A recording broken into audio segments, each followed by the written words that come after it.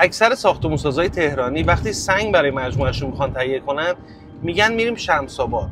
امروز با هم میخوایم بریم بازار سنگ شمس‌آباد ببینیم چه خبره. بازار سنگ شمس‌آباد یه شهرک صنعتی توی حسن آباد بین قم و تهرانه که از تهران حدود 1 ساعت و نیم فاصله داره. اگر میخوای سنگو دست اول بخری حتما باید بیای اینجا. توی این شهرک اکثرا کارخونه‌های سنگبری و انبار سنگ هست که خیلی از تولید کننده‌های قوی اینجا فعالیت میکنن. کارخونه‌هایی که اینجا هستن بیشترشون تخصصی کار میکنن. اکثر این کارخونه‌ها یا مرمریت کار میکنن یا تراورتن. بعضیاشون هم گرانیت یا مرمر میبرن. البته گاهی اوقات هم پیش میاد که یک کارخونه چند مدل سنگو کار بکنه. در کنار اینا کارگاه‌های ابزارزنی، CNC و لیزر و کارخونه‌های فرآوری سنگ هم فعالیت میکنن. اگر میخوای بیای اینجا یا باید اینجا رو بشناسی یا حتما باید مطمئن بیای.